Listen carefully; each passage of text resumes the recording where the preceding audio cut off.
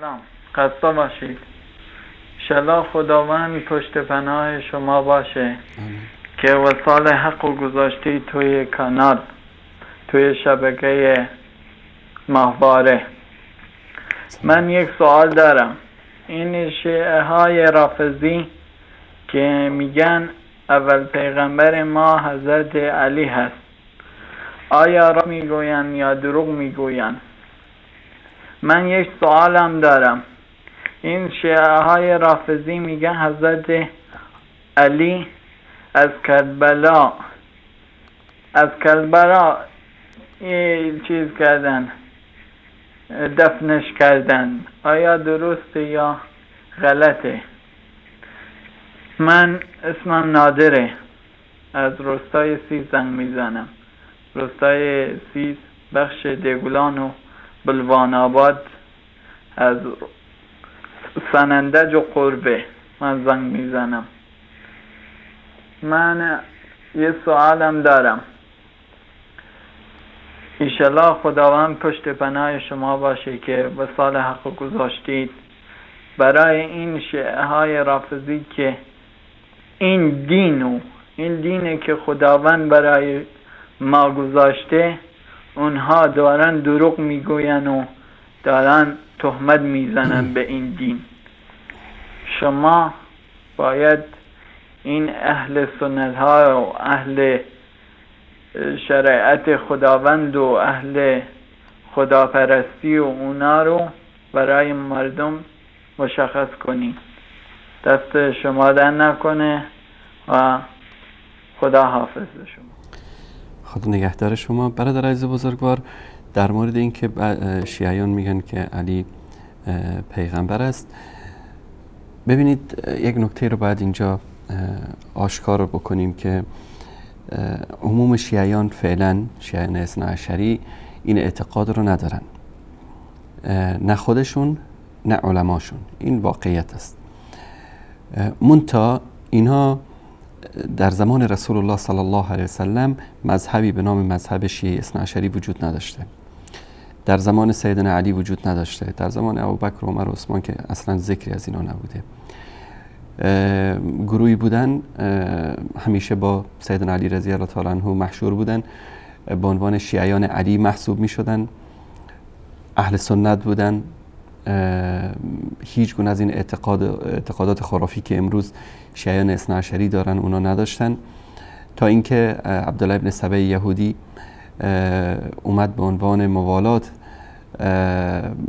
در کنار سیدنا علی رضی الله تعالی عنه قرار گرفت و فرقه رافضه‌گری رو تأسیس کرد و ادعای ولایت و امامت و طعن صحابه رو مطرح کرد و این مطالب هم در کتاب‌های خودشون اومده که عبدالله ابن سبع یهودی اولین کسی بود که ایشون اومد و در مورد امامت و این مسائل صحبت کرد. من این مطلب رو از کتاب‌های خودشون خدمت شما عزیزان نشون بدم. این کتاب فرق شیعه است. احمد جان اگر این تصویر رو نشون بدن، این کتاب فرق شیعه نوبختی و قمی است و اینم صفحه دوم این کتاب. و این گروه بودن که اومدن و در بین مسلمان ها قضیه امامت رو مطرح کردن. این فرقه سبعیه اینجا در موردش در این کتاب توضیح داده شده که اینا اعتقادشون بود که سیدنا علی نمرده و زنده است و نمیمیره تا اینکه دنیا رو پر از عدل و داد بکنه. یعنی یک نوع مهدویت قائل بودن برای سیدنا علی. فرقه 54 در کتاب فرق شیعه نوبختی و قمی در اینجا آوردن.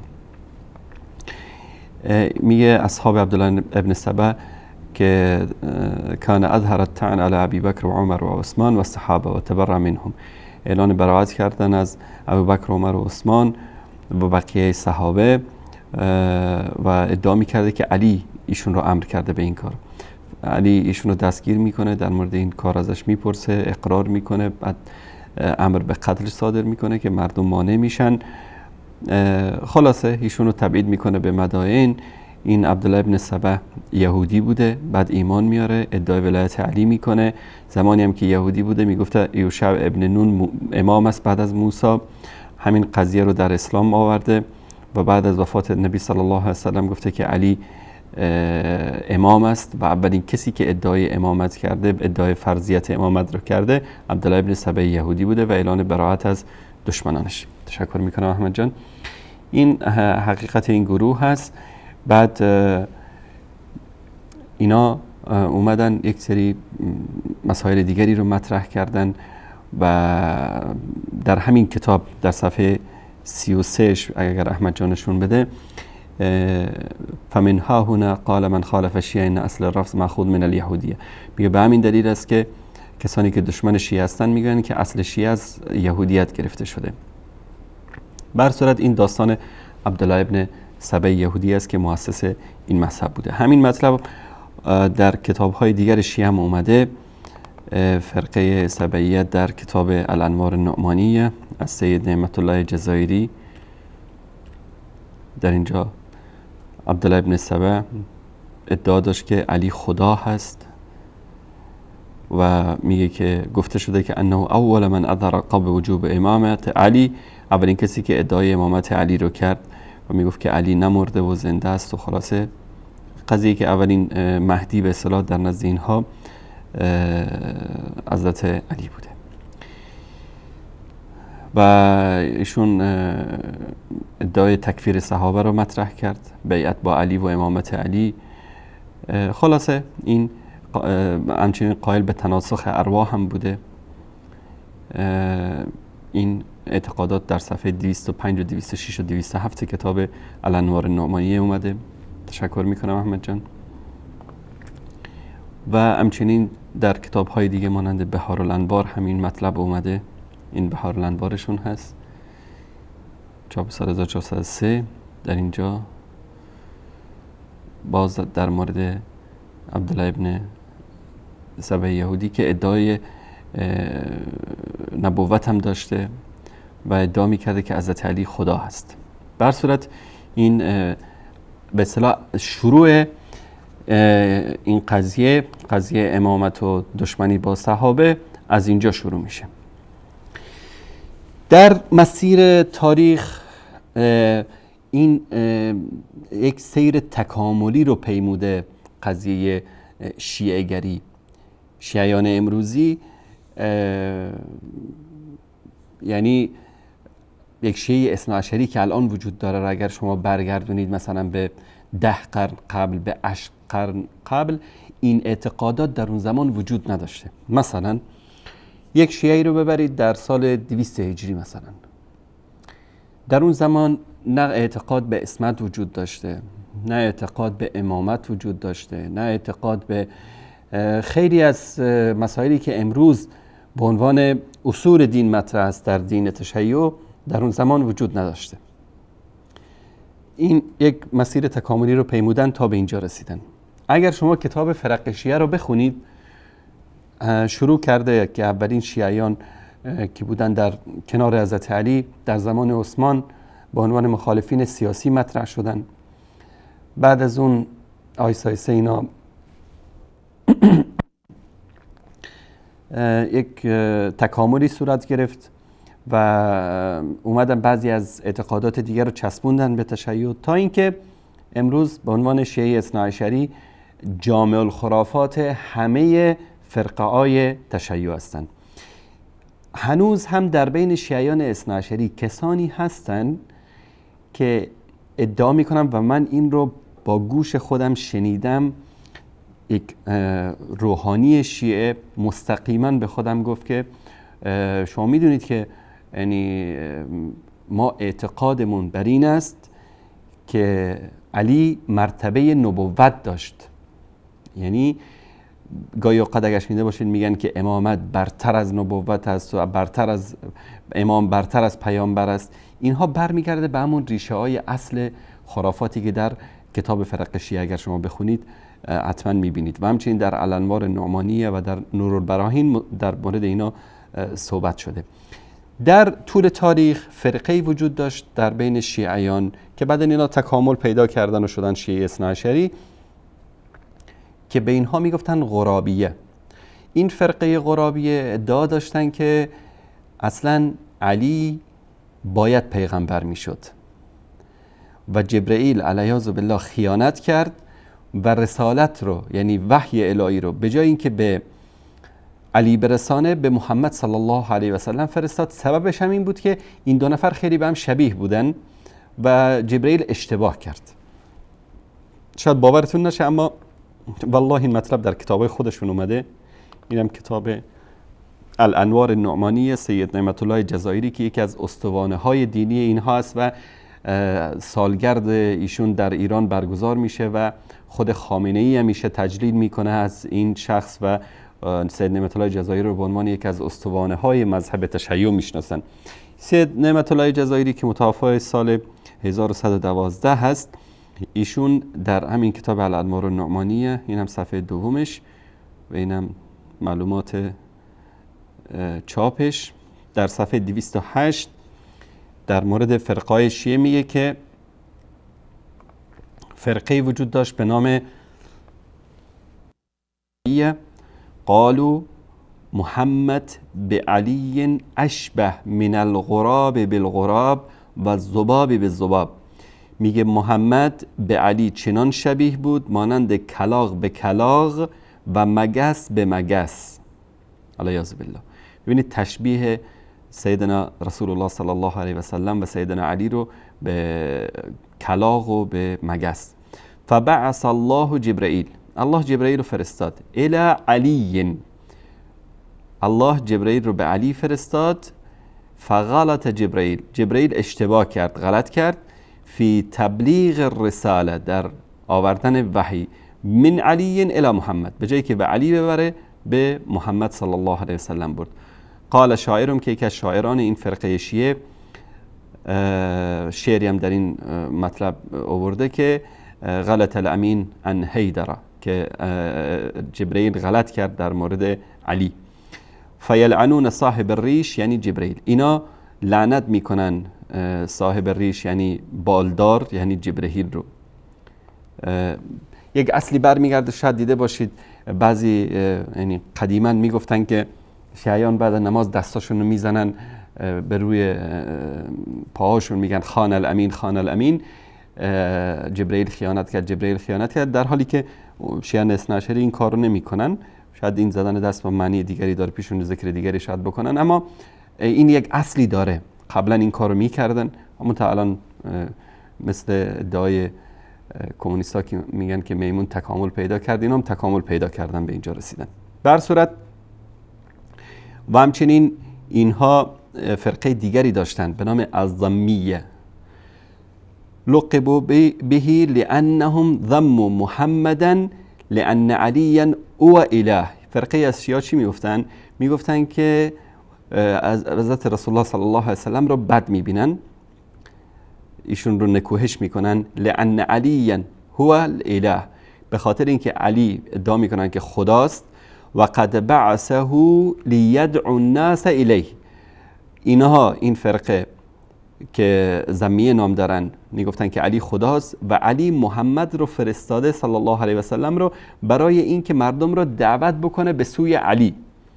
فدعاهم الی نفسه، رسول الله صلی الله علیه و سلم علیه بالله خیانت کرده و مردم رو به جای اینکه به طرف علی دعوت بکنه به طرف خودش دعوت کرده. و قال طائفه منهم بالالهیه محمد و علی، گروهی هم گفتن که هم محمد خداست و هم علی خداست. در مورد اینا اگر که شما بحث بکنید مطالب خیلی جالبی رو در کتاب‌های اینها پیدا خواهید کرد در مورد این خرافاتشون. در کتاب نور البراهین هم همین مطلب اومده. این کتاب نور البراهین